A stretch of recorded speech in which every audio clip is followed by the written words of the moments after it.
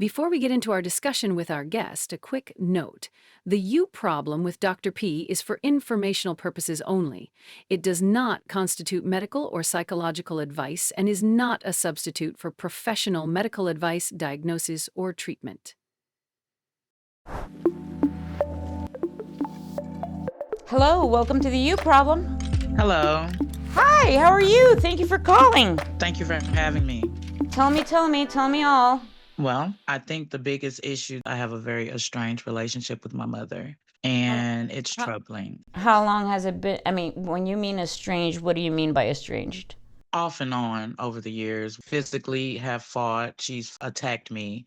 And I guess that's the biggest thing. I was reaching out because it happened on Thanksgiving this year. Oh, holidays. I should really just build my practice around holidays and take the rest of the year off. You probably could make a fortune. No shit. So, you guys saw each other over Thanksgiving and there was even a physical altercation? Yes, on Thanksgiving morning as we were preparing our meal. And last year she did the same thing. Wow, that must have been a shitty turkey. So what was the altercation about, if you don't mind me asking? The main issue of the conversation was that she didn't care if no one came to visit her for Thanksgiving. Hmm. And I told her, I was like, Mom, you're mean and I didn't say it in these words, but she's mean and surly, and she criticizes everyone that comes around her children, her grandchildren, people that she doesn't know. She's just very critical and judgy. And so a lot of our family members choose not to deal with her because of this. Okay, so what words did you actually use? Because, Girl, I blacked out, so I don't remember. Like, I blacked okay, out after the. that bad. So this was the polite, clinical way of putting it, right? Exactly. Okay, fair enough. So it was like bleep, you were bleep, and really bleep. I can't believe, like bleep, bleep, bleep, kind of thing. No.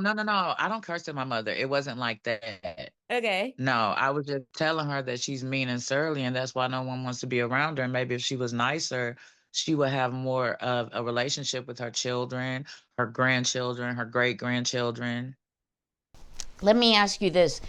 What did you think you were going to accomplish when you decided to call your mother out, I imagine, for the 150th time by telling her this truth? I thought maybe she would be nicer for Thanksgiving. How did that go? Me to the emergency room. Wow, you even got a bill out of it, huh? Well, luckily, I've got United Healthcare. Shot them out, and so I'm insured, Dr. P. I'm insured. Thank God I'm insured. I'm insured. I can pay for your services. Oh my God. Okay. Has your mother always been this way? Yes. And you thought that somehow miraculously on this particular Thanksgiving. Because what? We have grown this year. Because my stepfather was like on his deathbed. She was like literally trying to plan his funeral, but he made a full recovery. So I have been more around them because he needed help. And I'm certified to help people. It sounds like she's always been this way. It sounds like this is not the first time that you call her out on this stuff. At what point do you reach diminishing returns? At what point do you just let mom be mom? At this point, because I had a contusion. I had a concussion last year. Your insurance company would probably appreciate that you backed off from trying to tell your mom, how to behave. Maybe it's time to go like, okay, we just can't have this relationship. Or maybe it's time to go, if I'm going to have a relationship with her, I just have to sit there and take it, and that's that. And not say anything, and I'm done with that. Like, I'm 46 today years old when I realized I don't have to give her that title of mother. It's so funny. We hit our 40s and all of a sudden we feel like we've grown up and we're done with the shit, and it's kind of a developmental phase of I'm really an adult now. Maybe it's time for you to hang up your gloves, hon. I never retaliate on a lady, and just imagine if I did. No. I'm talking the metaphoric gloves. I'm talking the know. gloves. I was talking the physical gloves. Yeah, I get the physical. You should definitely hang those up. But the metaphoric gloves. Maybe it's time to give up this fight. Because you're not going to win. I'll save you the suspense. All you're Yeah. doing is, banging your head against the wall, and you're not going to win. She's been like this all her life. So you either accept her for who she is, Yeah. which seems to be a pain in the ass, Or or leave her you where move, she is. or leave her where she is. That's right. Sometimes we have to leave people that we wish we had a different relationship with, including family members, and we have to leave them because we've evolved past the nonsense and the dysfunction. And if you stay Yes, around ma'am. dysfunctional people, you're going to become dysfunctional yourself, and ending up in the emergency room is dysfunctional for you. I mean, it's dysfunctional overall, but it's Yes. dysfunctional for you. Mm-hmm. And how she gets along with everybody else is really none of your fucking business. I mean, whomever wants You're to right. take on the fight, fine. Whomever feels differently about it, fine. What matters is how it affects you and how it affects your family and your nuclear family. And, that's what matters. But you don't, what other siblings and how they decide to manage the situation, that's on them. You guys are all grown. You're right. And I guess even though I have said this time and time and time again, but it's the daughter in me that continues to want to have this relationship. I'm sorry, babe. I get that you want a relationship with your mom, and I get that you wanted a particular type of mom, but it sounds like that just wasn't in the cards. You're not the first one or the last one.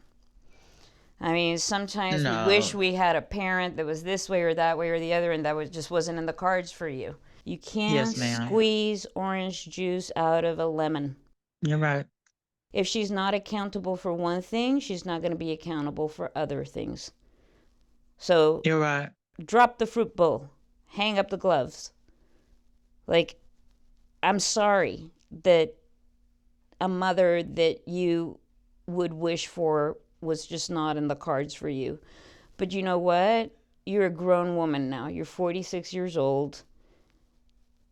A lot of people at And you know what? My 46 my don't marriage have a broke me. mother. You're right. And that's the thing that makes me want to keep going back to my mom because my sister really raised me, but she passed away 2 years ago. And I keep going back to my mom because, like, I'm like to myself, I'm like, she's gonna be gone one day, and I'm gonna be regretting the time that I could have spent with her. The one that you spent in the emergency room, I promise you, you won't. That is a fantasy. That is a sociological fantasy that we are going to regret the time we didn't spend with someone. You know how many times I've heard people say, oh my God, I'm glad they're dead? A lot.